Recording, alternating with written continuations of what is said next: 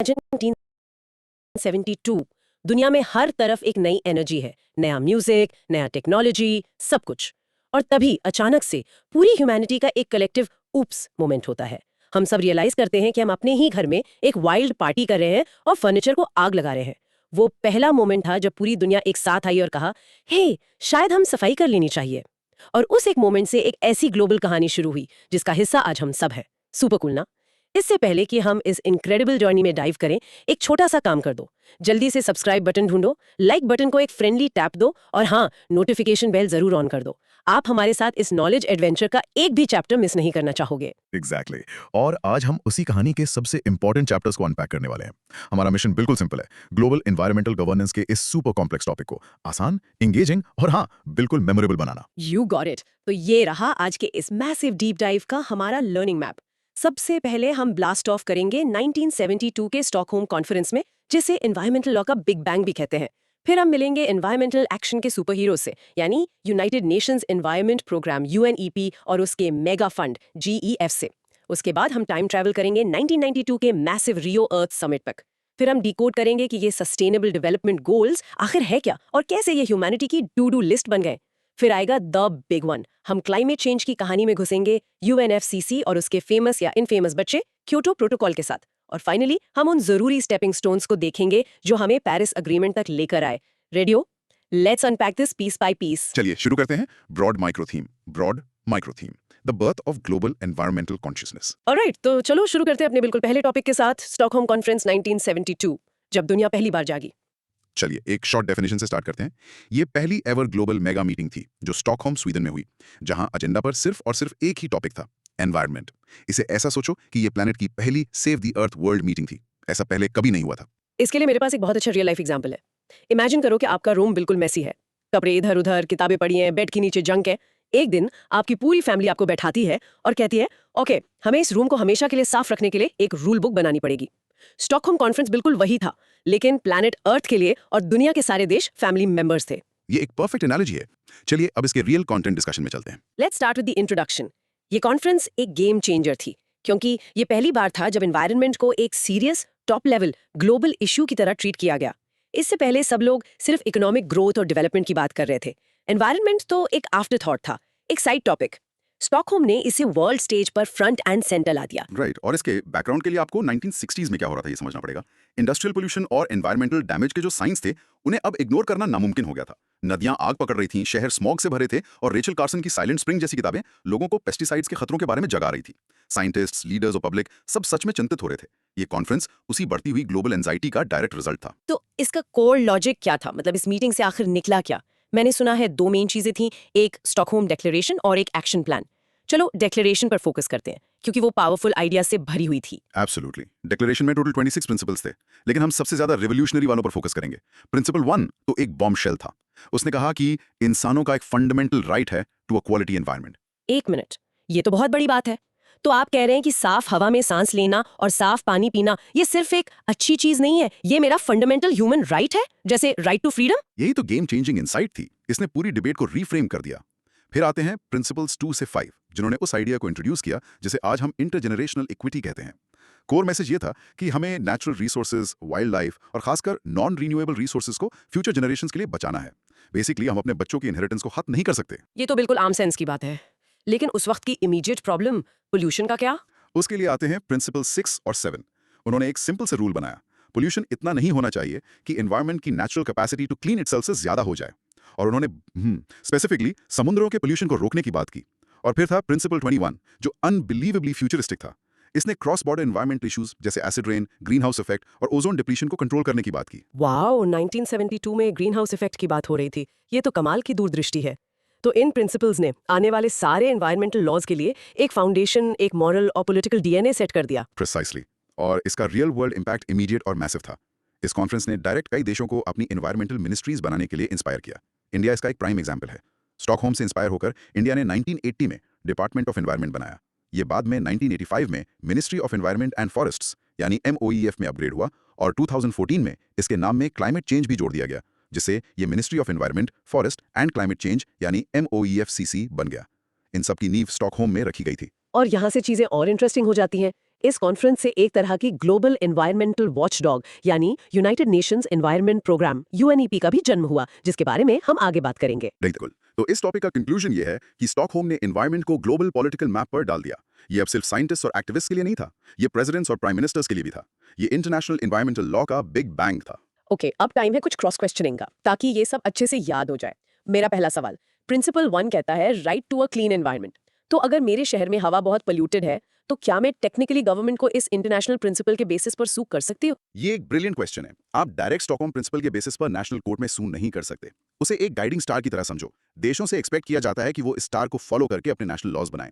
जैसे इंडिया में Supreme Court ने कॉन्स्टिट्यूशन के आर्टिकल 21 यानी राइट टू लाइफ को right to a clean environment से जोड़ा है। तो आप इंडियन लॉ के बेसिस पर सू करते हैं, जो खुद स्टॉकहोम प्रिंसिपल से इंस्पायर था। समझ गई। तो ये जो 26 प्रिंसिपल्स थे, ये लीगली बाइंडिंग कॉन्ट्रैक्ट्स थे या सिर्फ अहम स्ट्रॉन्ग सजेशंस? ये ज्यादातर नॉन बाइंडिंग थे। लीगल टर्म्स में हम इसे सॉफ्ट लॉ कहते हैं। इनमें ट्रीटी की तरह पावर नहीं थी कि अगर आप तोड़ दो तो सजा मिले, लेकिन इनका मॉरल और पॉलिटिकल वेट बहुत ज्यादा था। ये वो वादे थे जिन्होंने आगे हार्ड लॉ यानी लीगली बाइंडिंग ट्रीटीज का रास्ता बनाया। ओके, एक और प्रैक्टिकल सवाल। कॉन्फ्रेंस 1972 में हुई, लेकिन इंडिया ने अपना डिपार्टमेंट ऑफ एनवायरनमेंट 1980 में बनाया। ये 8 साल की देरी क्यों? ये एक बहुत अच्छा रियल वर्ल्ड क्वेश्चन है। एक इंटरनेशनल आइडिया को नेशनल पॉलिसी में बदलना एक स्लो प्रोसेस है। सोचो, पहले पॉलिटिकल एग्रीमेंट चाहिए, फिर डिपार्टमेंट डिजाइन करना पड़ता है, उसकी पावर्स डिसाइड करनी होती हैं, बजट एलोकेट करना होता है, लोगों को हायर करना होता है। ये एक बहुत बड़ा ब्यूरोक्रेटिक एक्सरसाइज है। गवर्नेंस की दुनिया में 8 साल एक नई चीज को स्क्रैच से बनाने के लिए एक्चुअली उतना लंबा टाइम नहीं है। Fair enough. आखिरी सवाल इस पर, क्या ये 1972 के प्रिंसिपल्स आज भी रेलेवेंट है? 50 साल से ज्यादा हो गए? पहले से भी ज्यादा रेलेवेंट है। वो मॉडर्न एनवायरमेंटल लॉ के फाउंडेशनल डीएनए हैं।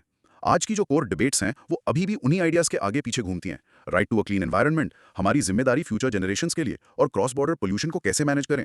ये 1972 के प्रिंसिपल्स टाइमलेस हैं। ऑसम। अब हमारे लिसनर्स के लिए इसे अच्छे से याद करते हैं। Practice Q. अब पॉज करके इसकी इनसाइट को जोर से बोलने की प्रैक्टिस करो। The 1972 Stockholm conference established the environment as a fundamental human right. Mini recap. In short, Stockholm 1972 वो स्टार्टिंग गन थी जिसने एनवायरनमेंट को बचाने की ग्लोबल रेस शुरू की। Broad micro theme. Broad micro theme, the engines of global environmental action. Okay, तो Stockholm ने हमें बड़ा आइडिया दिया, रूल बुक दी, लेकिन रूल बुक का क्या फायदा अगर उसे इंप्लीमेंट करने वाला कोई ना हो? तो ये हमें लाता है टॉपिक 2 पर, UNEP and GEF, the doers and the funders. चलिए एक शॉर्ट डेफिनेशन से शुरू करते हैं। अगर स्टॉकहोम कॉन्फ्रेंस आइडिया फैक्ट्री थी, तो United Nations Environment Programme UNEP UN की मेन एजेंसी है जो उन आइडियाज को एक्शन में बदलती है। और ग्लोबल एनवायरनमेंट फैसिलिटी जीईएफ, उसे आप वो बैंक समझो जो इन सब बड़े एक्शंस के लिए पैसा यानी फंडिंग प्रोवाइड करता है। सिंपल ना? एक दिमाग है, दूसरा वॉलेट। I love that. इसका एक रियल लाइफ एग्जांपल है। यूएनईपी को एक ग्लोबल फुटबॉल टीम अर्थ का हेड कोच समझो। कोच स्ट्रैटेजी बनाता है, प्लेयर्स यानी देशों को कोऑर्डिनेट करता है, ट्रेनिंग स्केड्यूल सेट करता है, लेकिन एक टीम को स्टेडियम, जर्सीज और ट्रैवल फंड्स चाहिए। वहां जीईएफ आता है। वो टीम ओनर की तरह है जो सारे फाइनेंशियल रिसोर्सेज प्रोवाइड करता है ताकि टीम आके खेल सके। Perfect analogy. चलिए कंटेंट डिस्कशन में आगे बढ़ते हैं। तो इंट्रोडक्शन के लिए यूनेप से शुरू करते हैं। स्टॉकहोम के बाद सब अग्री हुए कि एक परमानेंट बॉडी की जरूरत है जो ग्लोबल एनवायरमेंटल एक्टिविटीज को कोऑर्डिनेट करे और मोमेंटम बनाए रखे। यूनेप को वही बॉडी बनाया गया, दुनिया की एनवायरमेंटल कॉन्शियस। लेकिन ये एक्चुअली करता क्या है? इसके ग्रेटेस्ट हिट्स क्या हैं? ओके, तो यूनेप के बैकग्राउंड और कोर लॉजिक को देखते हैं। यूनेप का मेन काम है कोऑर्डिनेशन और कैटालिसिस। इसने दुनिया की कुछ सबसे इंपॉर्टेंट एनवायरमेंटल बॉडीज को एस्टैब्लिश या इंप्लीमेंट करने में हेल्प की है। जैसे इसने IPCC, intergovernmental panel on climate change को सेटअप करने में हेल्प की, जो क्लाइमेट साइंस पर दुनिया की टॉप अथॉरिटी है। इसने जीईएफ को बनाने में भी की रोल प्ले किया है, जिसके बारे में हम अभी बात करेंगे। मैंने ये भी पढ़ा है कि ये कई इंटरनेशनल ट्रीटीज के लिए एक लैंडलॉर्ड की तरह काम करता है, उनके सेक्रेटेरिएट्स को होस्ट करके। जैसे कि ये बायोडाइवर्सिटी सीबीडी, मर्क्यूरी पोल्यूशन पर मिनामाता, माइग्रेटरी स्पीशीज पर सीएमएस और एंडेंजर्ड स्पीशीज के ट्रेड पर सीआईटीएस जैसी कन्वेंशंस को घर प्रोवाइड करता है। एग्जैक्टली। और इसकी 2 सबसे बड़ी सक्सेस स्टोरीज तो लेजेंडरी हैं। पहला 1987 मॉन्ट्रियल प्रोटोकॉल, जिसने सक्सेसफुली पूरी दुनिया को ओजोन लेयर के होल को ठीक करने के लिए मोबिलाइज किया। ये अब तक की सबसे सक्सेसफुल एनवायरमेंटल ट्रीटीज में से एक मानी जाती है। दूसरा है रीसेंट 2012 मिनामाटा कन्वेंशन, जो मर्क्यूरी पोल्यूशन से ह्यूमन हेल्थ और एनवायरनमेंट को बचाने के लिए एक ग्लोबल ट्रीटी है। एक बहुत ही कूल इनिशिएटिव है जिसका नाम है faith for earth initiative, FEI। UNEP ने ये 2017 में शुरू किया था ताकि दुनिया भर के रिलीजियस ऑर्गेनाइजेशंस के साथ पार्टनर करके SDGs को अचीव किया जा सके। तो आपके पास साइंस और फेथ दोनों प्लैनेट के लिए साथ में काम कर रहे हैं। ये एक पावरफुल कॉम्बिनेशन है। ये एक ब्रिलियंट स्ट्रेटजी है। अब पैसों की बात करते हैं। इस टॉपिक का दूसरा हिस्सा है ग्लोबल एनवायरनमेंट फैसिलिटी, GEF। इसके कोर लॉजिक को समझने के लिए ये जानना जरूरी है कि इसे 1992 रियो अर्थ समिट से ठीक पहले बनाया गया था। क्या ये वर्ल्ड बैंक की तरह एक बैंक है? ट्रेडिशनल सेंस में नहीं, ये एक इंडिपेंडेंट फाइनेंशियल ऑर्गेनाइजेशन है। की डिफरेंस ये है कि ये एनवायरमेंटल प्रोजेक्ट्स के लिए ग्रांट्स देता है, लोन्स नहीं। और ये बहुत जरूरी है। ये 5 मेजर इंटरनेशनल कन्वेंशंस का ऑफिशियल फाइनेंशियल मैकेनिज्म है। वो हैं climate change, UNFCC, biodiversity, CBD, desertification, UNCDD, Stockholm convention on POPs, ये बहुत गंदे लॉन्ग लास्टिंग केमिकल्स होते हैं, और मिनामाटा कन्वेंशन ऑन मर्क्यूरी। तो जब इन ट्रीटीज को जमीन पर काम करने के लिए पैसा चाहिए होता है, वो जीईएफ के पास जाते हैं। तो इसका रियल वर्ल्ड इम्पैक्ट क्या है? क्या ये अकेले काम करता है? नहीं, ये 18 पार्टनर एजेंसीज के एक बड़े नेटवर्क के थ्रू काम करता है। इसमें यूएनडीपी, यूएनईपी खुद, वर्ल्ड बैंक, एफएओ जैसे बड़े नाम शामिल हैं, और यहाँ तक कि डब्ल्यूडब्ल्यूएफ और आईयूसीएन जैसे बड़े एनजीओज भी। इसके पास स्पेसिफिक काम के लिए स्पेशलाइज्ड फंड्स भी हैं, जैसे multilateral fund MLF, specifically developing countries को ओजोन डिप्लीटिंग सब्सटेंसेस को फेज आउट करने में हेल्प करता है। फिर आते हैं एससीसीएफ और एलडीसीएफ, जो डेवलपिंग और लीस्ट डेवलप्ड कंट्रीज को क्लाइमेट चेंज के इम्पैक्ट से अडेप्ट करने में हेल्प करते हैं। और मुझे एक और याद है, global wildlife programme GWP। ये याद रखना इंपॉर्टेंट है क्योंकि इसे वर्ल्ड बैंक लीड करता है, लेकिन GEF फंड करता है। इसका मेन मिशन है वाइल्ड लाइफ की इलीगल ट्रैफिकिंग से लड़ना, तो ये पोचिंग और स्मगलिंग रोकने के बारे में है। Excellent point. तो यहाँ कंक्लूजन ये है कि यूएनईपी और जीईएफ एक डायनामिक ड्यूओ है। यूएनईपी स्ट्रेटेजिक ब्रेन है, कोऑर्डिनेटर है, साइंस और पॉलिसी गाइडेंस प्रोवाइड करता है। जीईएफ फाइनेंशियल मसल है, वो वॉलेट है जो जमीन पर एक्शन को पॉसिबल बनाता है। ओके, चलो कुछ क्रॉस क्वेश्चनिंग से इसको और गहराई से समझते हैं। अगर UNEP कोऑर्डिनेट करने में इतना अच्छा है, तो हमारे प्लैनेट का एनवायरनमेंट अभी भी इतनी बुरी हालत में क्यों है? ये $1 मिलियन क्वेश्चन है। यूएनईपी गाइड कर सकता है, पर्सुएड कर सकता है, कोऑर्डिनेट कर सकता है, वो गेम के रूल सेट कर सकता है, लेकिन वो देशों को एक्ट करने के लिए फोर्स नहीं कर सकता। असली इंप्लीमेंटेशन, जो मेहनत का काम है, वो इंडिविजुअल देशों को खुद करना पड़ता है। ये एक टीम गेम है, और यूएनईपी कोच है, फील्ड पर प्लेयर नहीं। कोच बेस्ट स्ट्रैटेजी दे सकता है, लेकिन गोल्स तो प्लेयर्स को ही करने पड़ते हैं। ठीक है, जेफ को इंडिपेंडेंट फाइनेंशियल ऑर्गेनाइजेशन कहते हैं, लेकिन अगर उसे पैसा डेवलप्ड कंट्री से मिलता है, तो वो कितना इंडिपेंडेंट हो सकता है? क्या डोनर कंट्रीज उसके डिसीजंस को इन्फ्लुएंस नहीं करती? एक बहुत ही शार्प और इंपॉर्टेंट क्वेश्चन है। पैसा डेवलप्ड कंट्रीज से वॉलंटरी कॉन्ट्रीब्यूशंस के थ्रू ही आता है, लेकिन इसका गवर्नेंस स्ट्रक्चर यूनिक है। इसकी काउंसिल में डोनर और रेसिपिएंट दोनों देशों की रिप्रेजेंटेशन होती है, तो डिसीजंस ज्यादा डेमोक्रेटिकली लिए जाते हैं। इंडिपेंडेंट का मतलब है कि ये यूएन या वर्ल्ड बैंक के direct day to day control में नहीं है। लेकिन आप सही हैं, पैसा कौन दे रहा है, इसकी पॉलिटिक्स हमेशा बैकग्राउंड में एक रोल प्ले करती है। क्या इंडिया ने इन फंड से मदद ली है, जैसे ओजोन लेयर के लिए मल्टीलैटरल फंड से? बिल्कुल, इंडिया को आर्टिकल 5 कंट्री क्लासिफाई किया गया है, जिसका मतलब है कि ये एक डेवलपिंग कंट्री है जो सपोर्ट के लिए एलिजिबल है। हमें एमएलएफ से सिग्निफिकेंट फाइनेंशियल और टेक्निकल सपोर्ट मिला, ताकि हमारी इंडस्ट्रीज, सीएफसीज, वो केमिकल्स जो पुराने रेफ्रिजरेटर्स और एसीज में यूज होते थे और ओजोन लेयर को डिस्ट्रॉय कर रहे थे, को फेज आउट कर सकें। ये सक्सेसफुल इंटरनेशनल कोऑपरेशन का एक फैंटास्टिक एग्जांपल है। GF 5 अलग-अलग कन्वेंशंस को सर्व करता है। क्या इससे कॉन्फ्लिक्ट ऑफ इंटरेस्ट नहीं होता? जैसे क्लाइमेट चेंज के लिए पैसा बायोडाइवर्सिटी के पैसे पर प्रायोरिटाइज हो सकता है। ये एक वैलिड कंसर्न है, और जीईएफ इस बारे में बहुत अवेयर है। वो ऐसे प्रोजेक्ट्स को फंड करने की कोशिश करता है जो सिनर्जीज क्रिएट करें। जैसे डिफॉरेस्टेशन रोकने का एक प्रोजेक्ट एक साथ 3 काम करता है। वो क्लाइमेट चेंज से लड़ने में हेल्प करता है, यूएनएफसीसी का गोल, वो वाइल्ड लाइफ हैबिटेट्स को प्रोटेक्ट करता है, सीबीडी का गोल, और वो सॉइल इरोजन और लैंड डिग्रेडेशन को रोकता है, यूएनसीसीडी का गोल। तो वो एक तीर से कई निशाने वाले लगाने वाले प्रोजेक्ट्स ढूंढता है। आखिरी सवाल, ये faith for earth initiative, science और रिलीजन को मिक्स करना थोड़ा अजीब या रिस्की नहीं है? बिल्कुल नहीं, एक्चुअली ये बहुत स्ट्रेटेजिक है। सोचो इसके बारे में। फेथ बेस्ड ऑर्गेनाइजेशंस की रीच इनक्रेडिबल है। वो हर कम्युनिटी में मौजूद हैं, उनके पास इमेंस मॉरल अथॉरिटी है, और वो बिलियंस ऑफ लोगों को मोबिलाइज कर सकते हैं। उन्हें एनवायरमेंटल प्रोटेक्शन के लिए साथ लाना डॉगमा मिक्स करने के बारे में नहीं है। ये प्लैनेट के सबसे पावरफुल सोशल नेटवर्क्स में से एक के साथ पार्टनर करने के बारे में है। ये एक ब्रिलियंट मूव है। कूल ना? बहुत कूल। ओके, चलो इसको प्रैक्टिस करते हैं। प्रैक्टिस क्यों? ऑडियो को पॉज करो और इस सिंपल लाइन को बोलने की कोशिश करो। UNEP coordinates the action and GEF provides the finance. Mini recap. In short, ये 2 ऑर्गेनाइजेशंस ग्लोबल एनवायरमेंटल गवर्नेंस की बैकबोन बनाते हैं। एक स्ट्रेटजी प्रोवाइड करता है और दूसरा resources. Broad micro theme, the summit that created modern environmental law.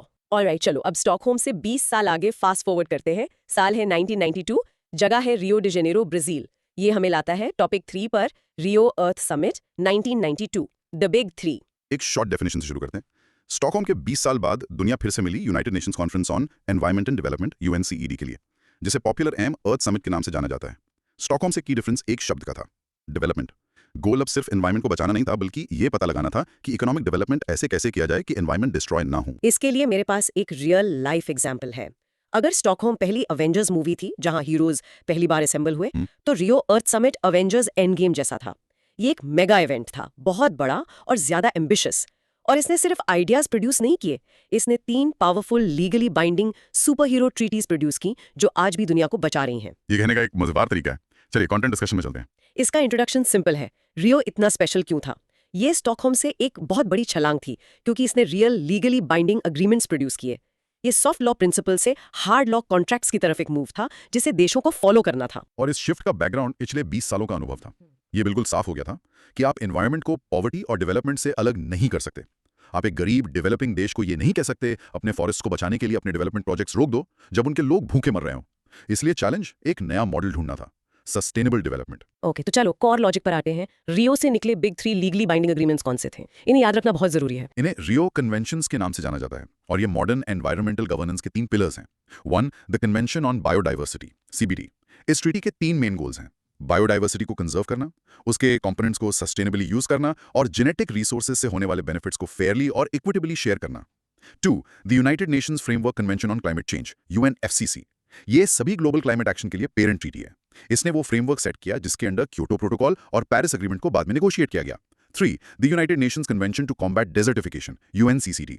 ये एक ट्रीटी है जो स्पेसिफिकली डेजर्टिफिकेशन की प्रॉब्लम से निपटने के लिए डिजाइन की गई है, यानी जब उपजाऊ जमीन रेगिस्तान बन जाती है, खासकर दुनिया के ड्राईलैंड्स में। लेकिन सिर्फ लीगली बाइंडिंग चीजें नहीं थी। हाँ, राइट? कुछ इंपॉर्टेंट नॉन बाइंडिंग डॉक्यूमेंट्स भी निकले। यस, कुछ बहुत इन्फ्लुएंशियल सॉफ्ट लॉ डॉक्यूमेंट्स भी बनाए गए। सबसे फेमस है एजेंडा 21, जो 21st सेंचुरी में सस्टेनेबल डेवलपमेंट अचीव करने के लिए एक मैसिव कॉम्प्रिहेंसिव एक्शन प्लान था। उसके अलावा Rio declaration on environment and development भी था, जिसने सस्टेनेबल डेवलपमेंट के की प्रिंसिपल्स बताए, और फॉरेस्ट प्रिंसिपल्स जो दुनिया के फॉरेस्ट को सस्टेनेबली मैनेज करने के लिए गाइडलाइंस थे। तो इन सब का रियल वर्ल्ड इम्पैक्ट क्या हुआ? असली इम्पैक्ट ये था कि रियो ने ग्लोबल एनवायरमेंटल गवर्नेंस का पूरा मॉडर्न आर्किटेक्चर क्रिएट कर दिया। आज लगभग सारा इंटरनेशनल एनवायरमेंटल काम इन 3 पिलर्स, क्लाइमेट चेंज, बायोडाइवर्सिटी और लैंड डिग्रेडेशन के आसपास ही स्ट्रक्चर्ड है। ये एक टोटल गेम चेंजर था। और प्रोग्रेस ट्रैक करने के लिए आगे चलकर यूएन के under high level political forum on sustainable development, HLPF नाम की एक बॉडी बनाई गई जो ये देखती है कि देश कैसा परफॉर्म कर रहे हैं। ओके, तो कंक्लूजन ये है, रियो ने हमें हमारे प्लैनेट के सबसे बड़े एनवायरमेंटल क्राइसिस से लड़ने के लिए एक्चुअल रूल बुक्स दी। इसने स्टॉकहोम के आइडियाज को कॉन्क्रीट इंटरनेशनल लॉज में बदल दिया। अब कुछ क्रॉस क्वेश्चनिंग का टाइम। पूछिए। ये टर्म लीगली बाइंडिंग, इसका आखिर मतलब क्या होता है?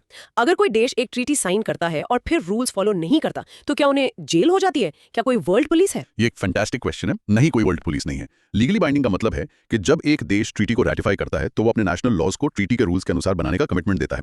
अगर वो ऐसा नहीं करते तो इन्फोर्समेंट मैकेनिज्म्स, डिप्लोमेटिक प्रेशर, दूसरे देशों से पोटेंशियल इकोनॉमिक सैंक्शंस और सबसे इंपॉर्टेंट ग्लोबल स्टेज पर रेप्यूटेशन और क्रेडिबिलिटी का लॉस है। कोई भी देश ऐसा नहीं दिखना चाहता जो अपना हिस्सा नहीं कर रहा। ठीक है, समझ में आया। आपने बताया कि एजेंडा 21 एक बहुत बड़ा एक्शन प्लान था। उसे नॉन बाइंडिंग क्यों रखा गया? बाइंडिंग ट्रीटी के रूप में वो ज्यादा पावरफुल नहीं होता? उसे नॉन बाइंडिंग इसलिए रखा गया क्योंकि वो बहुत बड़ा और कॉम्प्रिहेंसिव था। वो एक देश की जिंदगी के लगभग हर पहलू को छूता था, सोशल, इकोनॉमिक, एनवायरमेंटल। देश ऐसी बाइंडिंग ट्रीटी साइन करने से बहुत हिचकिचाते हैं जो उनके नेशनल पॉलिसी चॉइसेस को इतनी गहराई से रिस्ट्रिक्ट कर दें। इसलिए उसे एक गाइडिंग ब्लूप्रिंट या रोड मैप के तौर पर डिजाइन किया गया, न कि एक लीगली एनफोर्सेबल कॉन्ट्रैक्ट के तौर पर। एक चीज मुझे हमेशा से परेशान करती है, ये 3 कन्वेंशंस, क्लाइमेट, बायोडाइवर्सिटी और लैंड, ये सब आपस में इतने जुड़े हुए हैं। इन्हें 3 अलग ट्रीटीज के रूप में क्यों बनाया गया? एक बड़ी इंटीग्रेटेड ट्रीटी बेहतर नहीं होती? एक एक्सीलेंट और क्रिटिकल पॉइंट है। हाँ, ये सब एक इंटरकनेक्टेड इकोसिस्टम का हिस्सा है, लेकिन 1992 में निगोसिएशन के पॉइंट ऑफ व्यू से 3 अलग फोकस्ड ट्रीटीज बनाना ज्यादा मैनेजेबल समझा गया। एक जायंट सुपर ट्रीटी नेगोशिएट करने की कोशिश करना जिसमें सब कुछ हो, उस पर अग्रीमेंट हासिल करना लगभग नामुमकिन होता। आज हाँ, इन 3 कन्वेंशंस के बीच सिनर्जी और कोऑर्डिनेशन क्रिएट करने पर बहुत फोकस है। आपने HLPF का जिक्र किया, जो प्रोग्रेस ट्रैक करता है। क्या ये बॉडी सच में पावरफुल है? मैंने इसके बारे में ज्यादा सुना नहीं है। इसकी पावर को हम सॉफ्ट पावर कहते हैं। ये कोई एनफोर्समेंट बॉडी नहीं है जो सजा दे सके। ये डिस्कशन, रिव्यू और पीओ प्रेशर के लिए एक फोरम है। इसकी पावर सब देशों को एक टेबल पर लाने, उनसे पब्लिकली अपनी प्रोग्रेस रिपोर्ट करवाने, बेस्ट प्रैक्टिसेस शेयर करने और सबको आगे बढ़ते रहने के लिए पॉलिटिकल मोमेंटम क्रिएट करने में है। आखिरी सवाल, आपने कहा रियो ने डेवलपमेंट को एनवायरनमेंट के साथ जोड़ दिया। क्या आप इसका कोई कॉन्क्रीट एग्जाम्पल दे सकती हैं कि इससे चीजें कैसे बदली? जरूर। रियो से पहले अगर कोई देश एक बड़ा डैम बनाना चाहता था तो मेन सवाल इकोनॉमिक होते थे। कितनी बिजली पैदा करेगा, कितनी जमीन को इरिगेट करेगा। रियो के बाद प्रोसेस बहुत ज्यादा कॉम्प्लेक्स हो गया। अब आपको एक एनवायरमेंटल इंपैक्ट असेसमेंट करना जरूरी है। आपको पूछना पड़ेगा डैम का रिवर के इकोसिस्टम पर क्या इंपैक्ट होगा, कितने लोग डिस्प्लेस होंगे और उन्हें कैसे रीसेटल किया जाएगा, लोकल बायोडाइवर्सिटी पर क्या असर पड़ेगा। ये इंटीग्रेटेड थिंकिंग रियो की डायरेक्ट लेगेसी है। ग्रेट, चलिए अब इसको प्रैक्टिस करते हैं। प्रैक्टिस क्यू, पॉज करके इसे जोर से बोलने की प्रैक्टिस कीजिए। The Rio Earth Summit produced 3 major legally binding conventions: CBD, UNFCCC, and UNCCD. Theme? Broad micro theme, from simple goals to a universal agenda. हमने सस्टेनेबल डेवलपमेंट टर्म काफी बार यूज किया है। ये रियो समिट के पीछे का बड़ा आइडिया था। तो अब चलो इसमें एक डीप डाइव करते हैं। Topic 4, the history of sustainable development goals, SDGs। एक शॉर्ट डेफिनेशन से शुरू करते हैं। सस्टेनेबल डेवलपमेंट का कॉन्सेप्ट अपने कोर में बहुत सिंपल है। इसका मतलब है meeting the needs of the present without compromising the ability of future generations to meet their own needs. और एसडीजीज 17 स्पेसिफिक टारगेट्स का एक सेट है जो इसे पूरा करने के लिए एक ग्लोबल टू डू लिस्ट का काम करते हैं। परफेक्ट। इसको और क्लियर करने के लिए एक रियल लाइफ एग्जांपल है। इमेजिन करो आप एक स्कूल के ग्रुप प्रोजेक्ट का हिस्सा हो। शुरू में टीचर क्लास को 8 सिंपल टास्क देता है और ज्यादातर स्ट्रगलिंग स्टूडेंट्स को उन पर फोकस करने के लिए कहता है। वो थे the millennium development goals MDGs। जब वो प्रोजेक्ट फेज खत्म हो गया तो टीचर ने एक नया बहुत बड़ा प्रोजेक्ट अनाउंस किया जिसमें 17 डिटेल्ड टास्क थे। लेकिन इस बार क्लास में हर किसी को, टॉप स्टूडेंट्स को भी पार्टिसिपेट करना है। वो है सस्टेनेबल डेवलपमेंट गोल्स SDGs। ये पूरी क्लास के लिए एक यूनिवर्सल प्रोजेक्ट है। Great analogy. चलिए कंटेंट डिस्कशन में चलते हैं। इंट्रोडक्शन और बैकग्राउंड के लिए चलो हिस्ट्री ट्रेस करते हैं। ये सस्टेनेबल डेवलपमेंट का पावरफुल आइडिया ऑफिशियली आया कहाँ से? फाउंडेशनल मोमेंट था 1983 में ब्रुंटलिन कमीशन के साथ। इस कमीशन की रिपोर्ट ने ही हमें वो फेमस डेफिनेशन दी जिसका हमने अभी जिक्र किया। ये डेफिनेशन इस कॉन्सेप्ट का दिल बन गई। फिर 1992 में रियो समिट ने इस आइडिया को ग्लोबली मेन स्ट्रीम किया, रियो डिक्लेरेशन और एजेंडा 21 जैसे डॉक्यूमेंट्स के साथ। तो रियो के बाद ये आज के गोल्स में कैसे इवॉल्व हुआ? प्रोग्रेस चेक करने के लिए हुए फॉलोअप समिट्स की एक सीरीज के थ्रू 1997 में रियो +5 हुआ, एक क्विक चेक इन। फिर 2002 में जोहानिसबर्ग में रियो +10 आया, जहां दुनिया ने मिलेनियम डेवलपमेंट गोल्स MDGs को अफर्म किया। और सबसे बड़ा था 2012 में रियो +20, जो रियो में ही हुआ था। यहीं पर सस्टेनेबल डेवलपमेंट गोल्स SDGs का आइडिया ऑफिशियली पैदा हुआ। ओके, तो चलो कोर लॉजिक पर आते हैं। MDGs और SDGs में असली फर्क क्या है? MDGs 2000-2015 के पीरियड के लिए 8 गोल्स का एक सेट थे। वो पॉवर्टी के कोर इश्यूज जैसे भूख, चाइल्ड मोर्टालिटी और बेसिक एजुकेशन पर बहुत फोकस थे। और जरूरी बात, वो मुख्य रूप से डेवलपिंग कंट्रीज के लिए थे। अमीर देशों से उम्मीद की जाती थी कि वो इन गोल्स को अचीव करने में उनकी मदद के लिए एड देंगे। इसके विपरीत 17 SDGs 2015-2030 के पीरियड के लिए यूनिवर्सल हैं।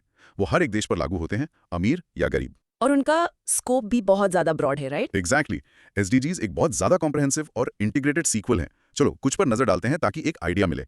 आपके पास SDG 1 नो पॉवर्टी और SDG 7 affordable and clean energy है। लेकिन आपके पास SDG 13 क्लाइमेट एक्शन भी है और SDG 14 एंड 15 जो लाइफ बिलो वाटर और ऑन लैंड को प्रोटेक्ट करने के बारे में है। और शायद सबसे जरूरी है SDG 17 partnership for the goals, जो कहता है कि हम इन गोल्स को तभी अचीव कर सकते हैं जब हम सब मिलकर काम करें। इन गोल्स को कैसे अचीव करना है, ये समझने के लिए हमें एक की साइंटिफिक कॉन्सेप्ट को समझना होगा, कैरिंग कैपेसिटी। यस, SDGs का रियल वर्ल्ड इम्पैक्ट इस कॉन्सेप्ट से जुड़ा हुआ है।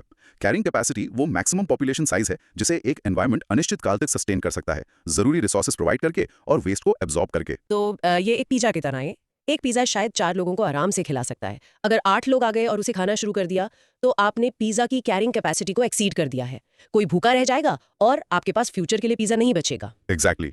और हम इंडिया में अपने आसपास कैरिंग कैपेसिटी एक्सीड करने के एग्जांपल्स देखते हैं। हमारे बड़े मेट्रोपॉलिटन शहर ओवर पॉपुलेशन से जूझ रहे हैं, जिससे एक्सट्रीम एयर पोल्यूशन और पानी की कमी हो रही है। पंजाब और हरियाणा में इंटेंसिव एग्रीकल्चर के कारण ग्राउंड वाटर जितनी तेजी से रिचार्ज हो सकता है, उससे ज्यादा तेजी से निकाला जा रहा है। और हिमालयज में हाल ही में हुई ट्रैजिक लैंडस्लाइड्स जैसे जोशीमठ क्राइसिस, अनप्लान्ड कंस्ट्रक्शन और टूरिज्म का डायरेक्ट रिजल्ट हैं, जो एक फ्रेजाइल इकोसिस्टम पर बहुत ज्यादा बोझ डाल रहे हैं। तो हमारे कंक्लूजन के लिए SDGs एक बेहतर फ्यूचर के लिए हमारा ग्लोबल रोड मैप है, लेकिन उस रोड मैप पर बने रहने के लिए हमें प्लैनेट की नेचुरल लिमिट्स, उसकी कैरिंग कैपेसिटी का सम्मान करना ही होगा। बहुत अच्छी तरह से कहा। चलिए अब क्रॉस क्वेश्चनिंग की तरफ बढ़ते हैं। ओके, पहला सवाल। 17 गोल्स तो बहुत ज्यादा लगते हैं, इन्हें याद रखना भी मुश्किल है। क्या ये थोड़ा ज्यादा कॉम्प्लिकेटेड नहीं है? लगता तो है, लेकिन इसका लॉजिक ये है कि दुनिया की प्रॉब्लम्स आपस में गहराई से जुड़ी हुई हैं। आप पॉवर्टी SDG 1 को सॉल्व नहीं कर सकते अगर आप भूख SDG 2, अच्छी education SDG 4, gender equality SDG 5 और क्लाइमेट चेंज SDG 13 को एड्रेस नहीं करते। ये एक इंडिविजिबल होल है, आपको सब पर एक साथ काम करना होगा। MDGs कितने सक्सेसफुल थे सच में? क्या उनसे कोई फर्क पड़ा? एक्सट्रीम पॉवर्टी में रहने वाले लोगों की संख्या विश्व में आधे से भी कम हो गई। ये एक फिनोमिनल अचीवमेंट है, लेकिन सफलता अनइवन थी। कुछ रीजन्स और कुछ गोल्स पीछे रह गए।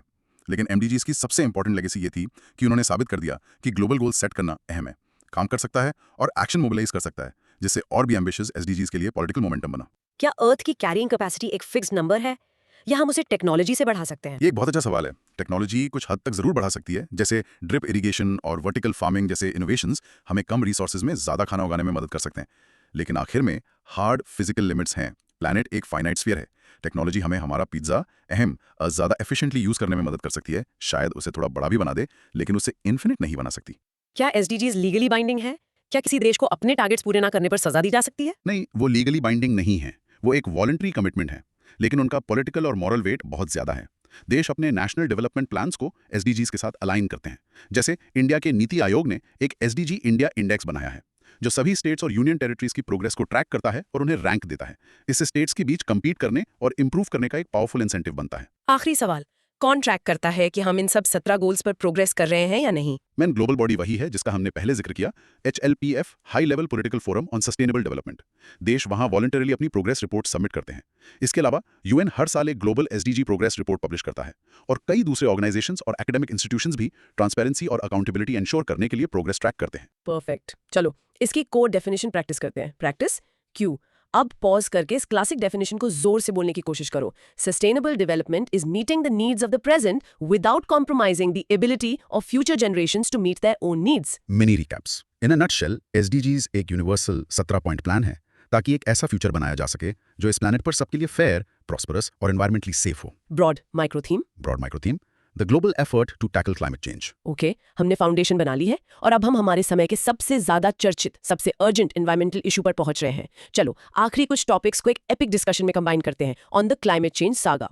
हेडिंग है UNFCCC and Kyoto protocol, the rule book for climate fights. चलिए इस कहानी के दो मेन कैरेक्टर्स के लिए एक शॉर्ट डेफिनेशन से शुरू करते हैं। UNFCCC, जो रियो समिट में पैदा हुआ पेरेंट अग्रीमेंट है।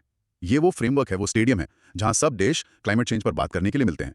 और क्योटो प्रोटोकॉल इस फ्रेमवर्क के अंदर पहला सीरियस अटेम्प्ट था एक ऐसा कानून बनाने का जिसमें एमिशंस कट करने के लिए बाइंडिंग टारगेट्स थे। इसको सरल बनाने के लिए एक रियल लाइफ एग्जांपल है। UNFCCC एक देश के कॉन्स्टिट्यूशन जैसा है। ये फंडामेंटल प्रिंसिपल्स बताता है और कहता है हम दुनिया के देश क्लाइमेट चेंज से लड़ने के लिए मिलकर काम करने पर सहमत हैं। फिर क्योटो प्रोटोकॉल उस कॉन्स्टिट्यूशन के अंदर पास हुआ पहला स्पेसिफिक लॉ था। वो वादों से आगे बढ़ा और कुछ देशों से कहा आपको अपना पोल्यूशन इस स्पेसिफिक अमाउंट तक कम करना ही पड़ेगा। इसे फ्रेम करने का एक एक्सीलेंट तरीका है। चलिए कंटेंट डिस्कशन में चलते हैं और हम इसे पार्ट्स में तोड़ेंगे। UNFCCC the framework. ओके, इसका इंट्रोडक्शन और बैकग्राउंड सिंपल है। United Nations framework convention on climate change 1992 के रियो अर्थ समिट का एक की आउटकम था। इसका अल्टीमेट ऑब्जेक्टिव, जो आर्टिकल 2 में लिखा है, एटमॉस्फेयर में ग्रीन हाउस गैस कॉन्सेंट्रेशंस को उस लेवल पर स्टेबलाइज करना है जो क्लाइमेट सिस्टम के साथ डेंजरस ह्यूमन इंटरफेरेंस को रोक सके। तो इसका कोर लॉजिक ये है कि ये एक नॉन बाइंडिंग फ्रेमवर्क है, कोई रूल्स का सेट नहीं। करेक्ट। UNFCCC में खुद कोई बाइंडिंग एमिशन टारगेट्स नहीं है। इसके बजाय ये एक इंस्टीट्यूशन बनाता है। जो देश UNFCCC के मेंबर्स हैं वो हर साल एक मेगा कॉन्फ्रेंस में मिलते हैं जिसे conference of the parties COP कहते हैं। इन्हीं कॉप मीटिंग्स में बाइंडिंग अग्रीमेंट्स या प्रोटोकॉल्स नेगोशिएट किए जाते हैं, जैसे क्योटो प्रोटोकॉल COP3 में बना और पेरिस अग्रीमेंट COP21 में। ओके, ये समझ में आया। चलो part 2, the Kyoto protocol, the first law पर चलते हैं। ये 1997 में COP3 में हुआ, क्योटो, जापान में। ये पहली बात था जब हम टारगेट्स को लेकर सीरियस हुए। यस, क्योटो प्रोटोकॉल आज तक की एकमात्र ऐसी ग्लोबल ट्रीटी है जिसमें ग्रीन हाउस गैस एमिशंस पर लीगली बाइंडिंग लिमिट्स थे, हालांकि सिर्फ कुछ देशों के लिए। उसके कोर लॉजिक के कई की फीचर्स थे। पहला, इसने CO2, मीथेन और दूसरी मेजर ग्रीन हाउस गैसेस को टारगेट किया। लेकिन सबसे इंपॉर्टेंट प्रिंसिपल था CBDR, common but differentiated responsibilities. CBDR, ये कॉन्सेप्ट बहुत इंपॉर्टेंट लग रहा है। इसका क्या मतलब है? ये सभी क्लाइमेट नेगोशिएशंस का आधारशिला है। कॉमन का मतलब है कि क्लाइमेट चेंज से लड़ना एक अहम साझी ग्लोबल जिम्मेदारी है। हर किसी को सोल्यूशन का हिस्सा बनना होगा। डिफरेंशिएटेड का मतलब है कि ये जिम्मेदारी बराबर नहीं है। डेवलप्ड देशों की लीड करने की ज्यादा जिम्मेदारी है, क्योंकि हिस्टोरिकली उन्होंने ही इंडस्ट्रियल रेवोल्यूशन के बाद से सबसे ज्यादा ग्रीन हाउस गैसेस एमिट की हैं। साथ ही उनके पास इससे लड़ने के लिए ज्यादा पैसा और टेक्नोलॉजी है। तो इस CBDR प्रिंसिपल के बेस पर देशों को ग्रुप्स में बांटा गया था? यस, सरल शब्दों में दो मेन ग्रुप्स थे। एनेक्स आई देश, डेवलप्ड नेशंस थे, जैसे USA, UK, जापान और रशिया। उन्हें बाइंडिंग एमिशन रिडक्शन टारगेट दिए गए। नॉन एनेक्स आई देश डेवलपिंग नेशंस थे, जैसे इंडिया, चाइना, ब्राजील। उनके पास बाइंडिंग टारगेट्स नहीं थे, क्योंकि उनकी सबसे बड़ी प्रायोरिटी इकोनॉमिक डेवलपमेंट और पॉवर्टी इरेडिकेशन थी। अब आते हैं सबसे चतुर हिस्से पर। क्योटो ने सिर्फ टारगेट सेट नहीं किए, इसने देशों को उन्हें पूरा करने में मदद करने के लिए कुछ स्मार्ट टूल्स भी बनाए। इन्हें फ्लेक्सिबल मार्केट मैकेनिज्म्स कहा गया। असली इनोवेशन यहीं पर था। एब्सोल्युटली, ये क्योटो का एक एनवायरमेंटल प्रॉब्लम को सॉल्व करने के लिए मार्केट इकोनॉमिक्स का यूज करने का अटेम्प्ट था। 3 मेन मैकेनिज्म्स थे। एक, the clean development mechanism, CDM। इसने एक डेवलप्ड NXI देश को एक डेवलपिंग नॉन NXI देश में एक ग्रीन प्रोजेक्ट जैसे सोलर फार्म या विंड एनर्जी प्रोजेक्ट में इन्वेस्ट करने की अनुमति दी। इस क्लीन प्रोजेक्ट को फंड करने के बदले डेवलप्ड देश को कार्बन क्रेडिट्स मिलते थे, जिसे वो अपने एमिशन टारगेट को पूरा करने में यूज कर सकता था। 2, एमिशन ट्रेडिंग। इसे कैप एंड ट्रेड सिस्टम भी कहते हैं। हर देश को एमिशंस पर एक सर्टेन अलाउंस या कैप दिया गया। अगर कोई देश बहुत अच्छा परफॉर्म करता और अपने अलाउंस से कम एमिट करता, तो वो अपना बचावा अलाउंस किसी ऐसे देश को बेच सकता था जो अपना टारगेट पूरा करने में स्ट्रगल कर रहा हो। इसने दुनिया का पहला इंटरनेशनल कार्बन मार्केट बनाया। 3, जॉइंट इंप्लीमेंटेशन, JI। ये CDM जैसा ही था, लेकिन इसमें एक एनेक्स आए देश दूसरे एनेक्स आए देश में एक प्रोजेक्ट में इन्वेस्ट करता था। इंडिया का इस पर रियल वर्ल्ड इम्पैक्ट और स्टांस क्या था? इंडिया ने क्योटो प्रोटोकॉल को 2002 में रेटिफाई किया। एक नॉन एनेक्स आए देश होने के नाते हमारे पास बाइंडिंग टारगेट्स नहीं थे, लेकिन इंडिया CDM के सबसे बड़े बेनिफिशियरीज में से एक बना। इंडिया भर में हजारों क्लीन एनर्जी प्रोजेक्ट्स इस मैकेनिज्म के थ्रू फंड किए गए। घरेलू स्तर पर इंडिया ने क्लीन एनर्जी सेस जैसे कदम भी उठाए, जो कोयले पर एक टैक्स था। इस टैक्स से आया पैसा नेशनल क्लीन एनर्जी फंड, जिसका नाम NCEF, और national adaptation fund on climate change NAFCC जैसे फंड्स में गया। ओके, चलो part 3 the journey post Kyoto पर चलते हैं। क्योटो का पहला कमिटमेंट पीरियड 2008 से 2012 तक था। उसके बाद क्या हुआ? उसके बाद का सफर आगे बढ़ने के लिए एक नए रास्ते की लंबी मुश्किल तलाश थी। हम्म। 2012 में दोहा में एक कॉप में क्योटो के लिए एक दूसरा कमिटमेंट पीरियड एग्री किया गया, उसे 2020 तक बढ़ाते हुए, लेकिन ये बहुत कमजोर था क्योंकि कनाडा, जापान और रशिया जैसे कई बड़े देश इससे बाहर हो गए। असली ब्रेक थ्रू 2013 में वॉर्सॉ में आया। यहाँ एक नया कॉन्सेप्ट इंट्रोड्यूस किया गया, intended nationally determined contributions, INDCs। तो क्योटो की तरह टॉप डाउन टारगेट्स थोपने के बजाय ये एक बॉटम अप अप्रोच था, जहां हर देश अपना होमवर्क, अपना टारगेट अपने नेशनल सर्कमस्टेंसेस के आधार पर खुद डिसाइड करेगा। एग्जैक्टली ये वो जरूरी शिफ्ट था जिसने पेरिस एग्रीमेंट का रास्ता बनाया। इसी के अनुसार 2015 में इंडिया ने अपने पहले INDCs का सेट अनाउंस किया। 3 मेन टारगेट्स थे। 2030 तक हमारी GDP की एमिशंस इंटेंसिटी को 33-35% कम करना, लगभग 40% बिजली नॉन फॉसिल फ्यूल सोर्सेज से बनाना और ज्यादा पेड़ लगाकर एक बड़ा एडिशनल कार्बन सिंक क्रिएट करना। तो कंक्लूजन के लिए क्योटो से पेरिस तक का लंबा सफर स्ट्रैटेजी में एक फंडामेंटल शिफ्ट था। ये एक रिजिड टॉप डाउन सिस्टम से, जो बोझ सिर्फ डेवलप्ड देशों पर डालता था, एक flexible bottom up system of INDCs की तरफ एक मूव था, जहां हर एक देश ग्लोबल एफर्ट में कंट्रीब्यूट करता है। बहुत अच्छी तरह से समराइज किया। चलिए कुछ क्रॉस क्वेश्चनिंग करते हैं। CBDR प्रिंसिपल हिस्टोरिकली फेयर लगता है, लेकिन आज चाइना और इंडिया जैसे देश टोटल टर्म्स में दुनिया के सबसे बड़े एमिटर्स में से हैं। क्या अब उन्हें भी बाइंडिंग एमिशन रिडक्शन टारगेट्स नहीं लेने चाहिए? ये मॉडर्न क्लाइमेट नेगोशिएशंस में सबसे ज्यादा डिबेटेड और विवादास्पद मुद्दा है।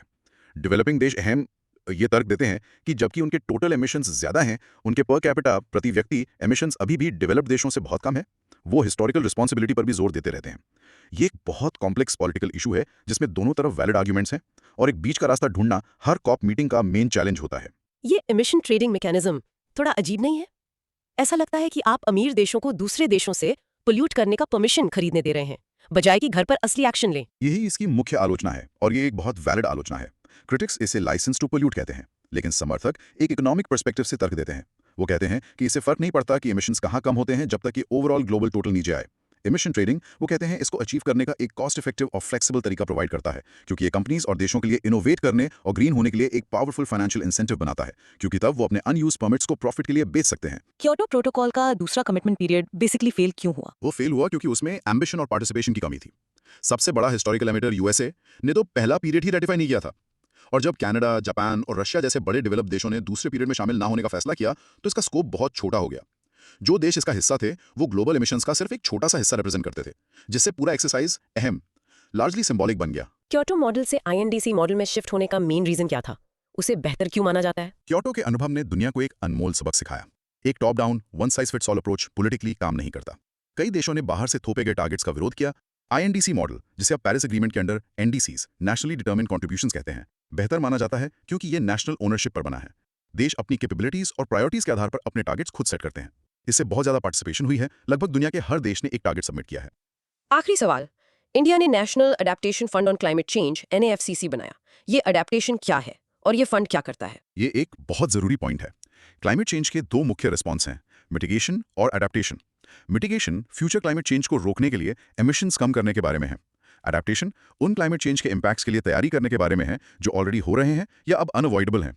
NAFCC ऐसे प्रोजेक्ट्स को फंड करता है जो रेजिलियंस बनाने में मदद करते हैं, जैसे ये कोस्ट पर साइक्लोन शेल्टर्स बनाने को फंड कर सकता है, या सूखे क्षेत्रों में किसानों को ड्रॉट रेजिस्टेंट फसलों पर स्विच करने में मदद कर सकता है। ये उन बदलावों के साथ जीना सीखने के बारे में है जिन्हें हम अब रोक नहीं सकते। ओके, चलिए इस सेक्शन से की कॉन्सेप्ट को प्रैक्टिस करते हैं। प्रैक्टिस क्यों? पॉज करके इस इंपॉर्टेंट प्रिंसिपल को जोर से बोलने की प्रैक्टिस कीजिए। Kyoto Protocol used common but differentiated responsibilities to assign binding targets only to develop nations. Mini recap इस पूरी कहानी को सारांशित करने के लिए, UNFCC खेल का मैदान है, क्योटो कुछ ही खिलाड़ियों के लिए पहला सख्त नियम था, और पेरिस तक का लंबा सफर एक नया ज्यादा इंक्लूसिव खेल बनाने के बारे में था, जहां हर कोई खेल सकता है। आउट्रो। वाह, क्या जबरदस्त एपिक जर्नी थी। 1972 में स्टॉकहोम में एक कॉन्फ्रेंस से लेकर 17 गोल्स की ग्लोबल टू डू लिस्ट और इतने कॉम्प्लेक्स क्लाइमेट ट्रीटीज तक, तो इन सब का हमारे लिए क्या मतलब है? इसका मतलब है कि हमारे प्लैनेट को बचाना एक मैराथन है, स्प्रिंट नहीं। रेस 1972 में शुरू हुई थी और ये आज भी चल रही है। हर कॉन्फ्रेंस, हर ट्रीटी, हर सफलता और यहाँ तक कि हर असफलता इस लंबे सफर में एक इंपॉर्टेंट कदम है, क्योंकि हम उन सबसे सीखते हैं। एब्सोल्युटली। चलो एक क्विक एनर्जेटिक रिकैप करते हैं। आज का ब्रॉड माइक्रो थीम था tracing the evolution of global environmental governance. हमने शुरू किया स्टॉकहोम कॉन्फ्रेंस 1972 से, वो बिग बैंग जिसने एनवायरनमेंट को वर्ल्ड स्टेज पर लाया और उसे एक ह्यूमन राइट के रूप में फ्रेम किया। फिर हम मिले यूएनईपी और जीईएफ से, ग्लोबल एनवायरमेंटल एक्शन की ब्रेन और wallet, the doers and the funders. उसके बाद रियो अर्थ समिट 1992 ने हमें एनवायरमेंटल लॉ के 3 महान स्तंभ दिए, सीबीडी, यूएनएफसीसीसी एंड यूएनसीसीडी। हमने फिर एसडीजीज के इतिहास को डिकोड किया, साल 2030 के लिए ह्यूमैनिटी की एम्बिशियस और यूनिवर्सल टू डू लिस्ट, और फाइनली हमने यूएनएफसीसीसी के under complex climate change saga को नेविगेट किया, क्योटो प्रोटोकॉल के टॉप डाउन बाइंडिंग टारगेट से लेकर आईएनडीसीज के बॉटम अप इंक्लूसिव अप्रोच तक, जिसने पेरिस अग्रीमेंट का रास्ता बनाया। अब चलिए आपकी अंडरस्टैंडिंग को टेस्ट करते हैं। मैं कुछ क्विक क्वेश्चंस पूछूंगा, जहां भी हैं इनका जवाब जोर से देने की कोशिश कीजिए। 1. किस कॉन्फ्रेंस को इंटरनेशनल एनवायरमेंटल लॉ का स्टार्टिंग पॉइंट माना जाता है? 2. जीईएफ का फुल फॉर्म क्या है और क्या ये लोन्स देता है या ग्रांट्स? 3. 1992 अर्थ समिट से निकले 3 लीगली बाइंडिंग रियो कन्वेंशंस कौन से हैं? 4. एमडीजीज और एसडीजीज में वो किस पर लागू होते हैं, इस मामले में मेन डिफरेंस क्या है? 5. क्योटो प्रोटोकॉल के सीबीडीआर प्रिंसिपल का डिफरेंशिएटेड हिस्सा क्या कहता है? 6. सीडीएम का फुल फॉर्म क्या है और इसने देशों को क्या करने की अनुमति दी? Great questions. और अब आपके लिए एक पर्सनल चैलेंज। मैं चाहती हूं कि आप अगले 24 घंटों में अपने किसी दोस्त या फैमिली मेंबर को ढूंढें और उन्हें सिर्फ 3 मिनट में समझाने की कोशिश करें एसडीजीज क्या है और वो इतने जरूरी क्यों हैं। इस सेगमेंट को जोर से प्रेजेंट करने की प्रैक्टिस करो। ट्रस्ट मी, इस नॉलेज को हमेशा के लिए लॉक करने का ये सबसे अच्छा तरीका है। और आपको सोचने के लिए एक आखिरी विचार। हमने आज इतने सारे फंड्स की बात की, जीईएफ, जीसीएफ, एमएलएफ। ये साफ है कि एनवायरमेंटल एक्शन के लिए बहुत सारे पैसे की जरूरत है। तो आपके लिए प्रोवोकेटिव सवाल ये है, क्या हम सच में नेचर पर एक कीमत लगा सकते हैं? और अगर हम ऐसा करते हैं तो क्या वो पैसा सच में फ्रंटलाइंस पर उन कमजोर समुदायों तक पहुंच रहा है जो क्लाइमेट चेंज और एनवायरमेंटल डिग्रेडेशन से सबसे ज्यादा प्रभावित हैं? इस पर जरूर सोचना चाहिए। ये एक amazing super detailed deep dive था। अगर आपको मजा आया और आपने कुछ नया सीखा तो हमें सपोर्ट करने का सबसे अच्छा तरीका है कि उस सब्सक्राइब बटन को दबाएं, अपने विचारों के साथ एक कमेंट छोड़ें और इसे अपने दोस्तों के साथ शेयर करें। हम आपसे मिलेंगे अगले सेशन में एक बिल्कुल नए टॉपिक के साथ। तब तक keep learning and keep question. सोचो, क्या ऐसा हो सकता है कि दुनिया के 196 देश एक साथ आकर एक ही कागज पर साइन करें और कहें, हाँ, हम सब मिलकर अपनी पृथ्वी को बचाएंगे। सुनने में तो किसी मूवी का सीन लगता है ना? बिल्कुल, लेकिन 2015 में पेरिस में ये सच में हुआ था। और ये सिर्फ एक मीटिंग नहीं थी दोस्त, ये एक लीगल प्रॉमिस थी, एक ऐतिहासिक दस्तावेज जिसने क्लाइमेट चेंज से लड़ने का पूरा तरीका ही बदल दिया। तो अगर ये जानना चाहते हो कि ये सब कैसे हुआ और इंडिया का इसमें क्या रोल है तो बने रहो। बट फर्स्ट, अगर ऐसे ही डीप नॉलेज सेशंस मिस नहीं करने हैं तो जल्दी से सब्सक्राइब बटन, लाइक और नोटिफिकेशन बेल ऑन कर लो। चलो शुरू करते हैं। आज की हमारी चर्चा का ब्रॉड माइक्रो थीम है international environmental conventions and laws. और हम अपनी यात्रा पेरिस एग्रीमेंट से शुरू करेंगे, समझेंगे कि ये इतना जरूरी क्यों है। फिर हम नेट जीरो एमिशंस की दुनिया में गोता लगाएंगे, ये होता क्या है और देश इसे कैसे हासिल करने की कोशिश कर रहे हैं। बिल्कुल, और उसके बाद हम एक एक करके हाल के सबसे बड़े क्लाइमेट समिट्स को एक्सप्लोर करेंगे, COP26 ग्लासगो, COP27 इजिप्ट और COP28 दुबई। और देखेंगे कि इंडिया ने वहां क्या बड़े कमिटमेंट्स किए, और अंत में हम कुछ और इंपॉर्टेंट ग्लोबल इनिशिएटिव्स पर भी नजर डालेंगे। रेडी हो? Let's unpack this. तो चलिए शुरू करते हैं हमारे पहले टॉपिक से, पेरिस सीसी 2015, COP21 और पेरिस एग्रीमेंट। बिल्कुल, तो बेसिकली पेरिस एग्रीमेंट है क्या, सिंपल वर्ड्स में? देखो, सिंपल वर्ड्स में पेरिस एग्रीमेंट एक लीगली बाइंडिंग इंटरनेशनल ट्रीटी है। लीगली बाइंडिंग मतलब एक कानूनी समझौता जिसमें दुनिया के लगभग सभी देशों ने क्लाइमेट चेंज से लड़ने का वादा किया है। ओके, इसे किसी रियल लाइफ एग्जांपल से समझा सकते हैं? जरूर। इसे ऐसे समझो जैसे एक बड़ी फैमिली के सब लोग मिलकर एक बजट बनाते हैं ताकि फ्यूचर में कोई फाइनेंशियल प्रॉब्लम ना हो। राइट। यहाँ फैमिली पूरी दुनिया है और बजट है कार्बन एमिशंस को कंट्रोल करने का प्लान। सिंपल है ना? बहुत सिंपल। तो इसका इंट्रोडक्शन, इसका कॉन्टेक्स्ट क्या था? ये अचानक से 2015 में क्यों हुआ? अच्छा पॉइंट है।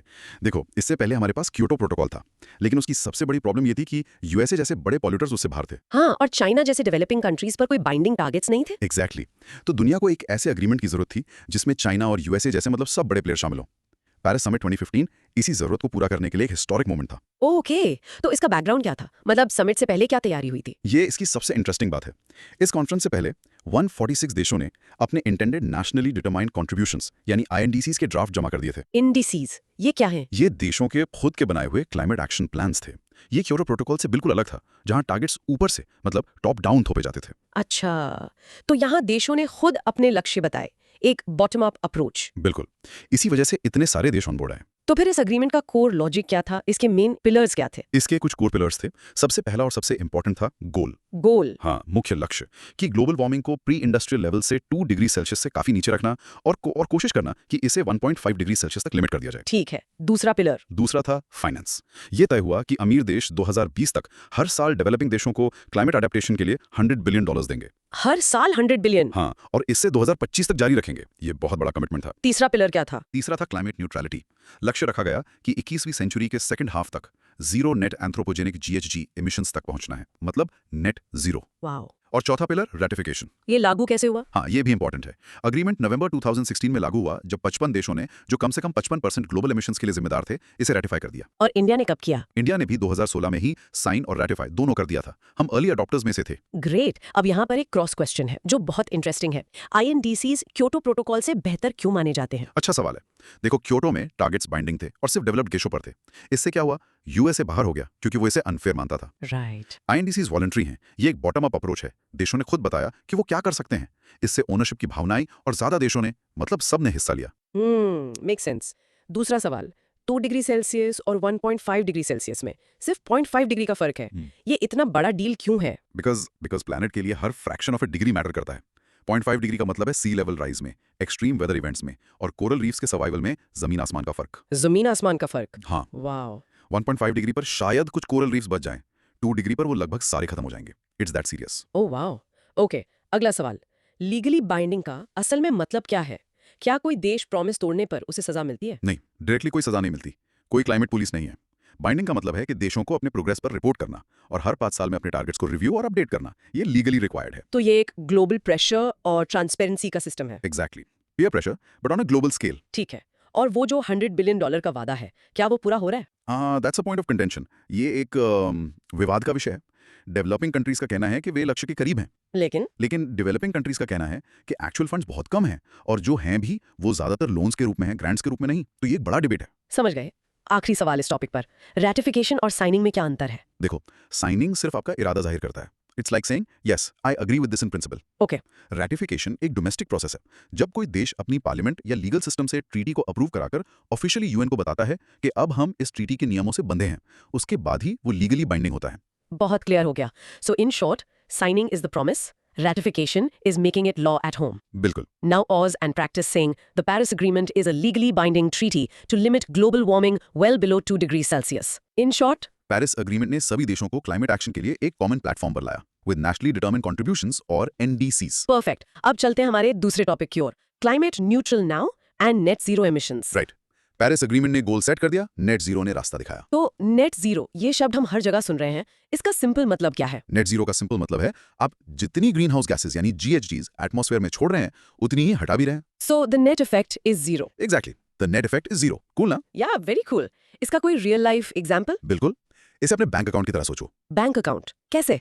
देखो, जितना पैसा तुम खर्च कर रहे हो वो हो गया तुम्हारे एमिशंस, और उतना ही पैसा तुम कमा के डिपॉजिट भी कर रहे हो वो हो गया रिमूवल ऑफ गैसेस। तो बैलेंस क्या रहा? जीरो। बस वही है नेट जीरो। और इसी से जुड़ा एक और टर्म है कार्बन न्यूट्रलिटी। वो स्पेशली CO2 एमिशंस के लिए यही कॉन्सेप्ट है। अच्छा, तो नेट जीरो सभी GHGs के लिए है और कार्बन न्यूट्रलिटी सिर्फ CO2 के लिए। Got it. राइट। तो इसका इंट्रोडक्शन कैसे हुआ? ये आइडिया सेंट्रल कब बना? ये पेरिस एग्रीमेंट के गोल्स को अचीव करने के लिए सेंट्रल बन गया। UNFCCC ने 2015 में ही क्लाइमेट न्यूट्रल नाउ नाम का एक इनिशिएटिव लॉन्च किया था, इसी को एनकरेज करने के लिए। और इसका बैकग्राउंड क्या है? मतलब साइंटिस्ट्स क्या कहते हैं? साइंटिस्ट का मानना है कि 1.5 डिग्री सी के लक्ष्य के लिए दुनिया को 2050 तक नेट जीरो एमिशंस तक पहुंचना होगा। 2050 तक? हाँ, और इसके लिए 2030 तक एमिशंस को 45% तक घटाना होगा। So the clock is ticking. बिल्कुल। तो इसका कोर लॉजिक क्या है? ये क्लाइमेट न्यूट्रल नाउ इनिशिएटिव कैसे काम करता है? UNFCCC का ये 3 स्टेप प्रोसेस है। स्टेप 1, अपना क्लाइमेट फुटप्रिंट मेजर करो। Okay, measure. स्टेप 2, एमिशंस को जितना हो सके कम करो, रिड्यूस। Measure, reduce.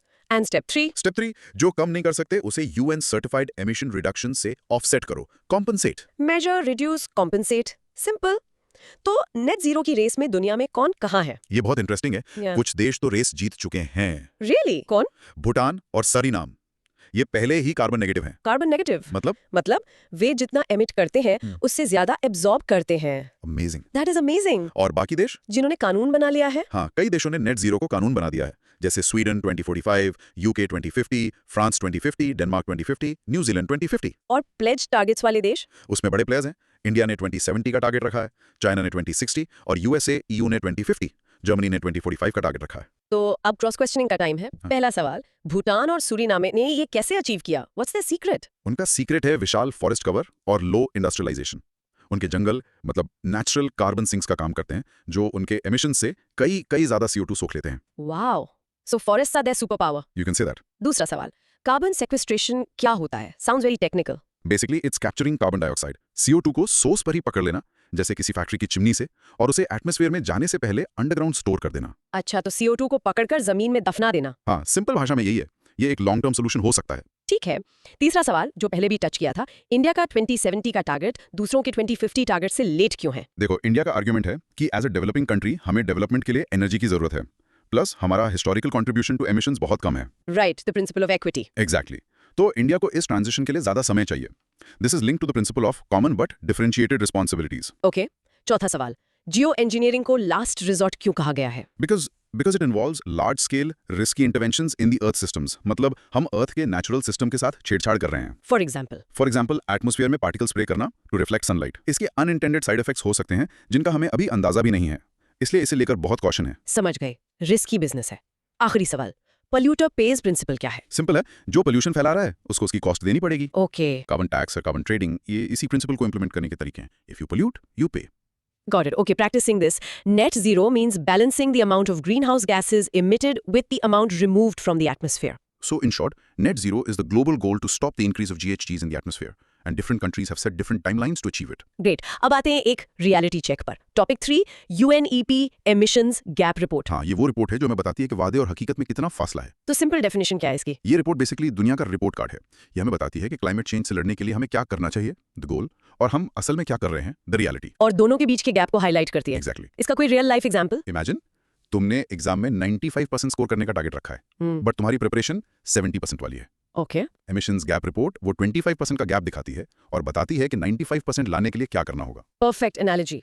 तो इसका इंट्रोडक्शन, ये रिपोर्ट आती कब है? ये हर साल आती है। यूनाइटेड नेशंस एनवायरनमेंट प्रोग्राम यानी UNEP इसे जारी करता है, और ये पेरिस एग्रीमेंट के लक्ष्यों की दिशा में दुनिया की प्रोग्रेस का सबसे इंपॉर्टेंट असेसमेंट होता है। और background, why is it crucial? It's crucial for policy makers because it provides a scientific basis for increasing ambition. ये हमें बताती है कि हम ऑन ट्रैक हैं या नहीं।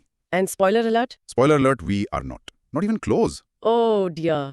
तो इसके कोर लॉजिक, इसकी की फाइंडिंग्स क्या है? 2022-23 की रिपोर्ट्स क्या कहती हैं? फाइंडिंग्स काफी अलार्मिंग है। पहली, टेम्परेचर राइज। करंट पॉलिसीज हमें 2.8 डिग्री सेल्सियस से 3 डिग्री सेल्सियस वार्मिंग की तरफ ले जा रही हैं। 3 degrees, that's catastrophic. It is 1.5 degree centigrade का चांस सिर्फ 14% है, even in optimistic scenarios. Wow. दूसरी फाइंडिंग? GHG एमिशंस वो बढ़ रहे हैं, कम नहीं हो रहे। 2021 से 2022 में 1.2% की वृद्धि हुई, setting a new record. This is not good news. बिल्कुल नहीं। तीसरी finding, unequal emissions. Top 10% high income population 48% emissions के लिए जिम्मेदार है। Almost half. हाँ, और G20 देश मिलकर 75% ग्लोबल GHG एमिशंस करते हैं। और इंडियाज पोजीशन? इंडिया का पर कैपिटा एमिशन जो कि 2.4 TCO2e है, वो ग्लोबल एवरेज यानी 6.3 TCO2e से काफी कम है। ये एक इंपॉर्टेंट पॉइंट है। हाँ। और क्या कहती है रिपोर्ट?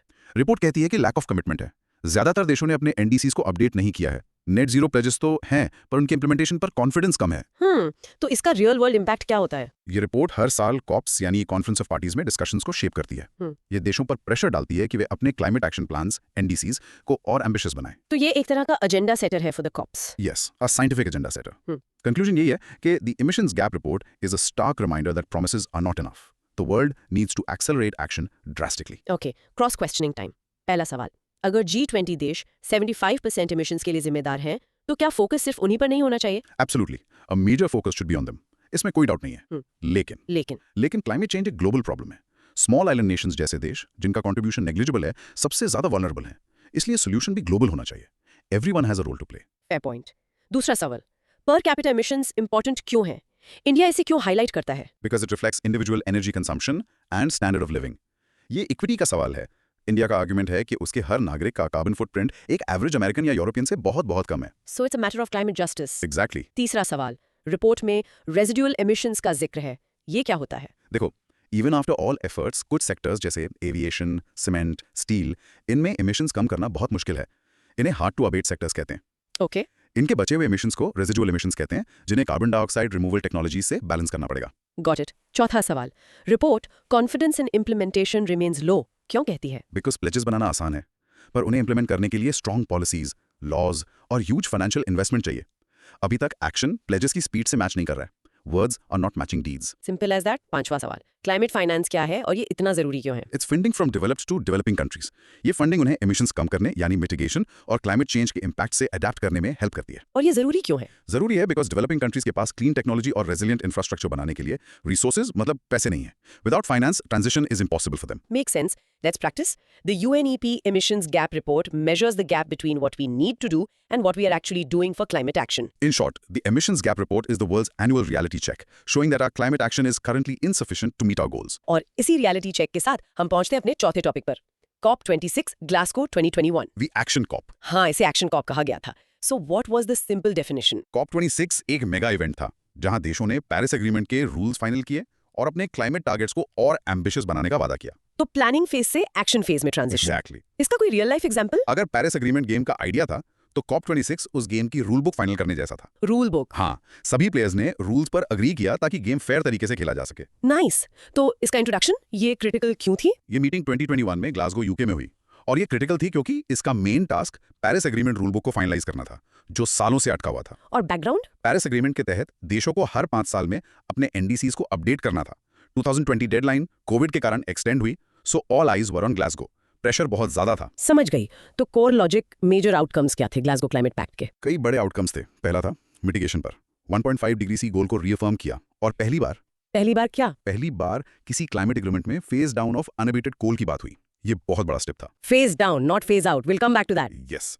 दूसरा आउटकम फाइनेंस। डेवलप्ड कंट्री से $100 बिलियन पर ईयर के वादे को पूरा करने की जोरदार मांग की गई। तीसरा, loss and damage.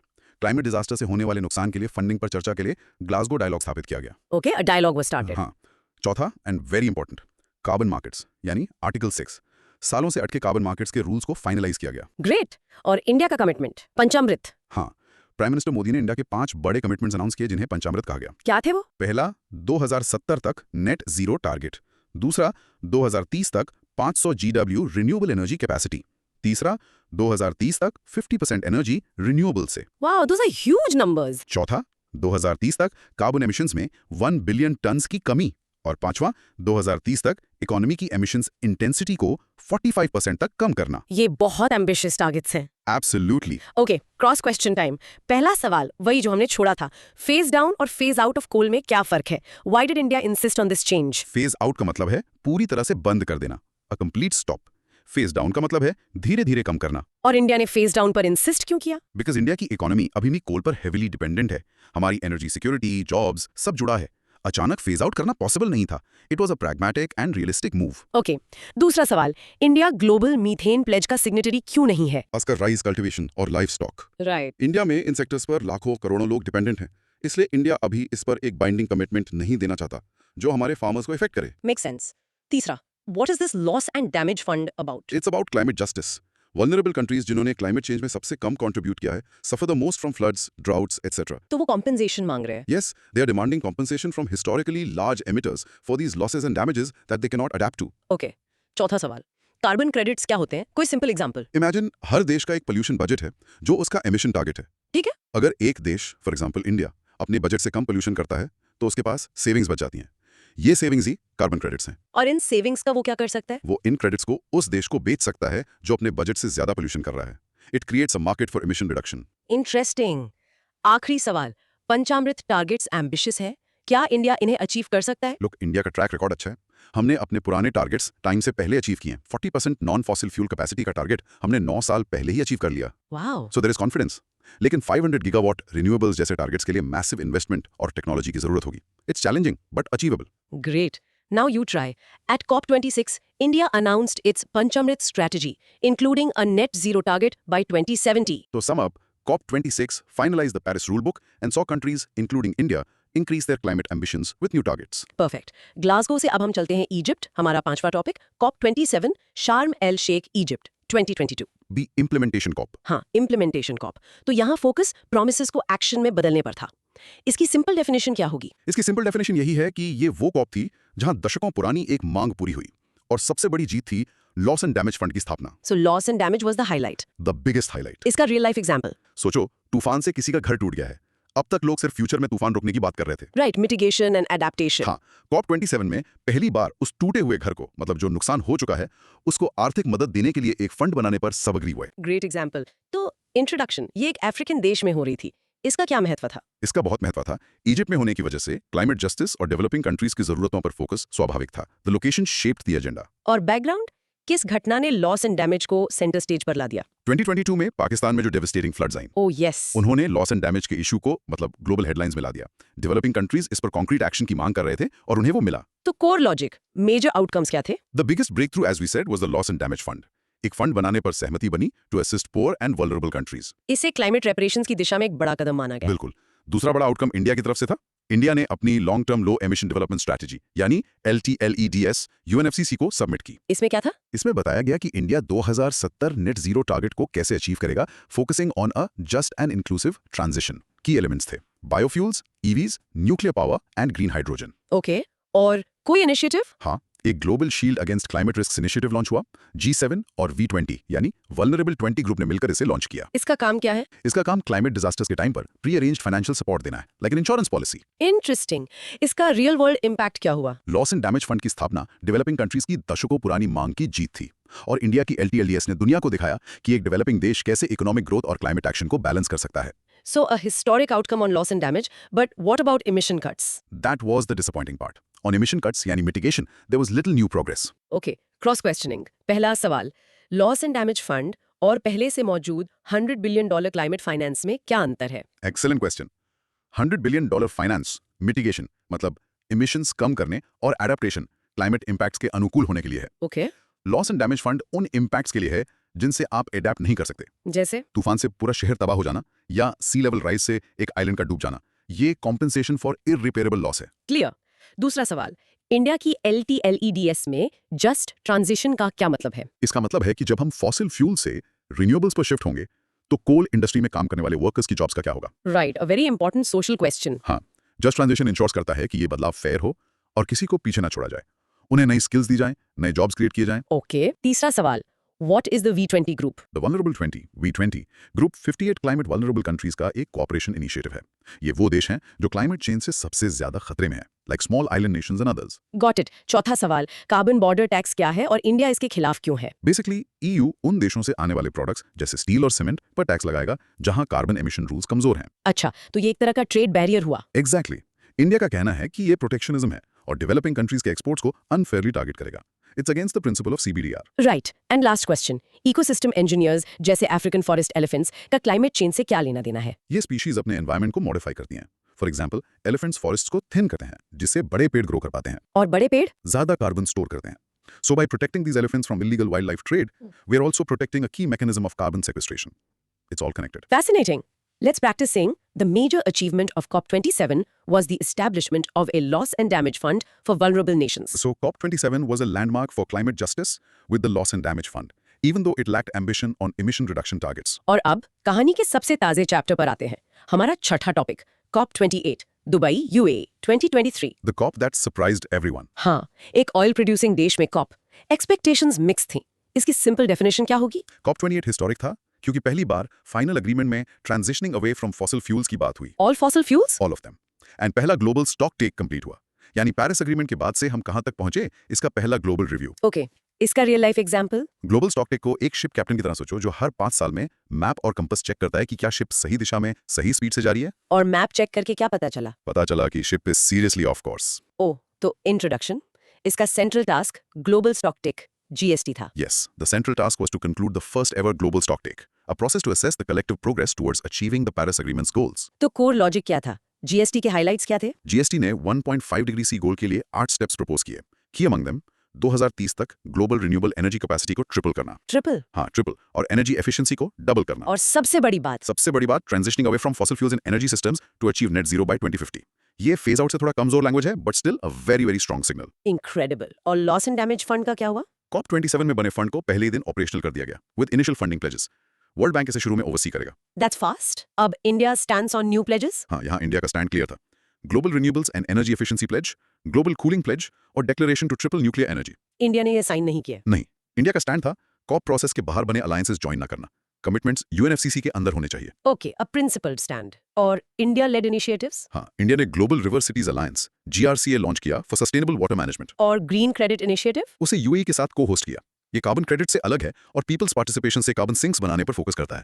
Afforestation, water conservation, etcetera. So, what was the real world impact of COP28? Transitioning away language ने फॉसिल फ्यूल एरा के अंत का साफ संकेत दिया है और जीएसटी ने सभी देशों को आगे और तेजी से काम करने का रोड मैप दिया है। Okay, cross questioning time. पहला सवाल. Why is the phrase transitioning away from fossil fuels so significant? For 28 years of COPs, a direct mention of moving away from all fossil fuels, not just coal, but oil and gas too, was never agreed upon.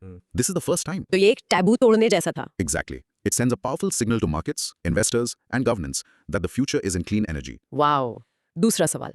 India ने renewables pledge, cooling pledge और nuclear pledge sign क्यों नहीं किए? As I said, India का stand है कि commitments UNFCCC process के अंदर होने चाहिए, बाहर बने कोलिशंस ऑफ द विलिंग में नहीं। क्यों? Because in alliances, the terms are often set by a few powerful countries. India अपने डोमेस्टिक गोल्स खुद सेट करना चाहता है based on its national circumstances, बिना किसी एक्सटर्नल प्रेशर के। Got it. तीसरा सवाल. ग्रीन क्रेडिट इनिशिएटिव और कार्बन क्रेडिट्स में क्या फंडामेंटल डिफरेंस है? कार्बन क्रेडिट्स सिर्फ एमिशन रिडक्शन को मेजर करते हैं। It's a metric of what you didn't do. And green credits? Green credits का स्कोप बड़ा है। ये पॉजिटिव एनवायरमेंटल एक्शंस को इंसेंटिवाइज करता है, जैसे पेड़ लगाना, पानी बचाना। ये प्रो प्लैनेट पीपल के आइडिया पर बेस्ड है। It rewards positive action. I like that. चौथा सवाल. ग्लोबल स्टॉक टेक ने क्या बताया? क्या हम पास हुए या fail? The GST showed that we have made some progress, but we are seriously off track to meet the Paris goals. It's not a pass-fail exam. But a diagnosis. Exactly. It's a diagnosis of the problem and a prescription of what needs to be done, like tripling renewables. Perfect. आखिरी सवाल. COP28 में पहली बार health day क्यों मनाया गया? To highlight the critical link between climate change and health, air pollution, heat waves, spread of diseases, ये सब climate change के direct health impacts हैं। इस पर focus करना बहुत जरूरी था। It brings the human cost into focus. Very important. Okay, your turn. The COP28 global stocktake called for tripling renewable energy capacity by 2030 and transitioning away from fossil fuels. In a nutshell, COP28 marked a pivotal moment with the first global stocktake and a historic call to transition away from fossil fuels. Fantastic. अब quickly हमारे आखिरी content section पर आते हैं, अन्य महत्वपूर्ण पहल. Right. COPs के अलावा भी बहुत कुछ होता है। बिल्कुल. तो let's go through a few. First, UN red and red plus. ये क्या है? रेड का फुल फॉर्म है reducing emissions from deforestation and forest degradation. ये डिफॉरेस्टेशन से होने वाले इमिशंस को कम करने का प्रोग्राम है। और रेड प्लस? रेड प्लस में फॉरेस्ट कंजर्वेशन और सस्टेनेबल मैनेजमेंट भी शामिल है। The idea is to pay developing countries to protect their forests. महत्व? फॉरेस्ट ह्यूज कार्बन सिंक्स हैं, उन्हें बचाकर हम क्लाइमेट चेंज से लड़ सकते हैं और इससे लोकल कम्युनिटीज और बायोडाइवर्सिटी को भी फायदा होता है। It's a win win win. Great. Next, forest carbon partnership facility. ये वर्ल्ड बैंक द्वारा मैनेज किया जाने वाला एक पार्टनरशिप है जो देशों को रेड प्लस एफर्ट्स के लिए फाइनेंशियल और टेक्निकल हेल्प देता है। So it's a financial mechanism for REDD plus. Okay, तीसरा? Climate and clean air coalition, जो शॉर्ट लिव्ड क्लाइमेट पोल्यूटेंट्स यानी SLCPs जैसे मीथेन, ब्लैक कार्बन, HFCs, इनको कम करने पर फोकस करता है। और ये इंपॉर्टेंट क्यों है? बिकॉज ये पोल्यूटेंट्स CO2 से कई गुना ज्यादा पावरफुल होते हैं इन ट्रैपिंग हीट, लेकिन एटमॉस्फेयर में कम समय रहते हैं। तो इन्हें कम करने से क्विक रिजल्ट्स मिलेंगे। एग्जैक्टली। इन्हें कम करके हम नियर टर्म वार्मिंग को तेजी से रोक सकते हैं। It's a quick win for the climate. Last one, Arctic Council. ये Arctic states Canada, Denmark, Russia, USA etcetera का एक इंटरगवर्नमेंटल फोरम है। और ये रेलेवेंट क्यों है? बिकॉज आर्कटिक दुनिया के बाकी हिस्सों से डबल स्पीड से गर्म हो रहा है। आर्कटिक एम्प्लीफिकेशन कहते हैं इसे। वहां हो रहे चेंजेस का पूरे ग्लोबल क्लाइमेट पर असर पड़ता है, जैसे sea level rise. So what happens in the Arctic doesn't stay in the Arctic. Wow. In short, from protecting forests with REDD+ to cutting super pollutants with CCAC, there are many targeted efforts working alongside the main UNFCCC's process. What a journey, दोस्त. आज हमने international environmental conventions and laws के अंदर देखा Paris Agreement, कैसे इसने 2015 में climate action के लिए एक ग्लोबल फ्रेमवर्क सेट किया। नेट जीरो, कैसे ये दुनिया का कॉमन गोल बन गया है जिसे अचीव करने के लिए सभी देश अलग अलग रेस में दौड़ रहे हैं। COP26, 27 and 28, कैसे ग्लासगो में रूल बुक फाइनल हुई, इजिप्ट में लॉस एंड डैमेज फंड बना और दुबई में फॉसिल फ्यूल से दूर जाने का ऐतिहासिक कॉल लिया गया। इंडियाज रोल, हमने देखा कि कैसे इंडिया पंचमृत कमिटमेंट्स और ग्रीन क्रेडिट इनिशिएटिव जैसे आइडियाज के साथ एक इंपॉर्टेंट ग्लोबल प्लेयर है। अब तुम्हारी बारी, थोड़ा सोच लो और खुद को प्रेजेंट करने की कोशिश करो। Question 1. What is the main goal of the Paris Agreement in one sentence? Question 2. Explain the difference between net zero and carbon neutrality. Question 3. What was India's Panchamrit commitment at COP26? Name any two. Question 4. Why was the Loss and Damage Fund established at COP27 so important? Question 5. What was the most historic outcome of the COP28 global stocktake? And question 6. Why is Bhutan called a carbon negative country? Here's a simple challenge. अपने friends या family में से किसी एक को 1 minute में समझाओ कि COP28 में transitioning away from fossil fuels का क्या मतलब है और ये क्यों इंपॉर्टेंट है। Rehearse presenting this segment out loud. हमने आज बहुत सारी ट्रीटीज और प्लेजेस की बात की, लेकिन ये सब टॉप डाउन एफर्ट्स हैं।